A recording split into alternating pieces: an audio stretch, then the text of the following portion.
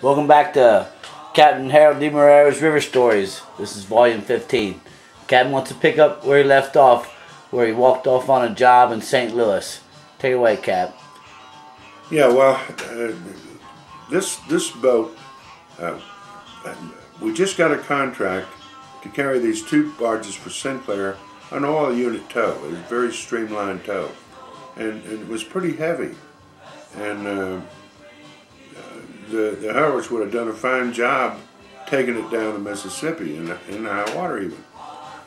But then this boss of mine is going to get rich quick, and he side contracts 6 extra barges to go around this barge, and then the boat didn't have enough horsepower to handle it. So I quit. Told him I wasn't going to take it down. And I said, "You wouldn't take it down?" He said, "Yeah, I will." I said, "Well, come on down." So I sit there and waiting on him to come down and take it down. And then here comes the guy that was working the alternate, the harbor guy in St. Louis. Pat O'Leary was his name. And Pat came aboard, and he had a fifth of bourbon under each arm and a smile on his face. He said, "I got you, Cap." And he relieved me, and I left. Well, the next morning, man, I flew on into Memphis, got up, went to the office. My boss's office was in out actually close to Elvis's, the next street over from Elvis, one of his neighbors. And he had a beautiful home, and he told me, he says, "You know what, man?" He says, "You should have stayed on that boat." I says, "It was overloaded." I said, "What happened?" He says, "Well, Pat got down to Backbone, which is a 90-degree turn on the Mississippi, and very narrow, very swift, eddies on both sides, a very tricky place to get around, and it's all rock. So if you don't get around it, you're going to put a hole in something." And he went down, and he didn't even get the turn started. He just plowed straight into the rock, and it was just sitting up on top of this rock shelf. And he says, "That son of a booger." He had the nerve. He got off. He walked, got a ladder, got off the bow of the barge, just sitting on the rock. Said, "This thing is overloaded. I'm gonna quit." And so he left, and then my boss sent 2 excellent river pilots out to take the Howards on down with those barges. And they hit the bank twice before they got to Cairo, which is where the Ohio comes in. And then at Cairo, they decided that they was going to leave them 6 extra barges behind and take that original oil unit on down to New Orleans, which they did. If they'd have listened to me to start with, that would have never had 3 different accidents, you know. That's what you get for getting greedy. But anyway, I had quit, and then I actually already had talked to a really good company, and we had all of the best companies on the river were all unionized. Federal Barge Line, American Barge, all those companies were all unionized, but there was only one big, nice barge company that was non-unionized, and they were like friends of my grandpa and great uncle. And so they gave me a job on one of their boats, and it was really nice running. It was the Man Cove, and I'll never will forget the joke they played on me. When I got on board, I brought my suitcase on. I think I got on in Chicago or Joliet, Illinois. I got on, and then I says, "Well, where's the captain?" He says, "Oh, he's back here in his room." And when I got back, knocked on the door, he said, "Come in," and I saw underneath the bed there was 2 legs sticking up, and he just kept talking to me, kept talking to me, you know, and I says, "Man, there was somebody underneath his bed," you know.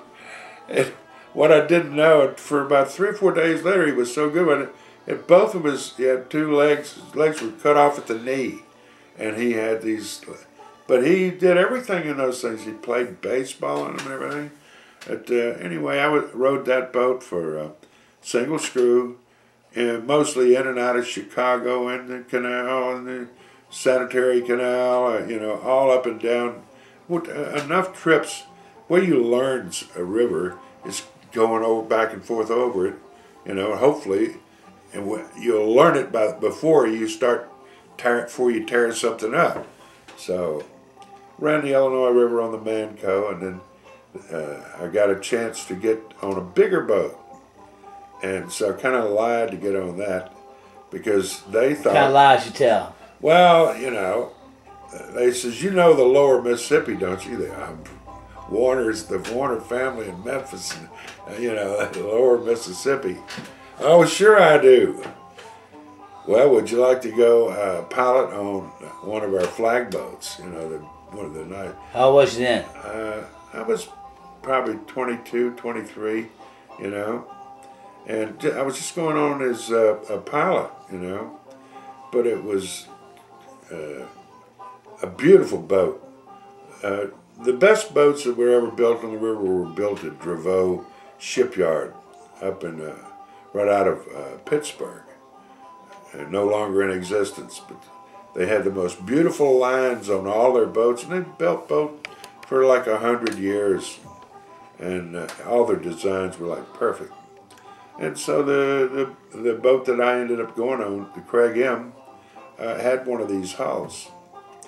And so it had rudders on both sides of the propeller, and it was one of the first boats to have what they call a quart nozzle. It had a band of steel that wrapped around the propeller, and it shot the entire thrust of the propeller went right on this rudder blade. So when you turn this rudder in front of this one way or the other, it just jets the water out there and gives you tremendous steering. Or rudders on the other side of the propellers, between the propellers and the engine room, there were rudders that would, so you could, when you backed up, all this water shot out that side. So it was a wonderful experience. One of the nicest boats ever on the river. So I took a job working on there, and I started running, I won't forget, my first trip down to New Orleans, because I had told this guy that, you know, I knew the river down there, which I didn't.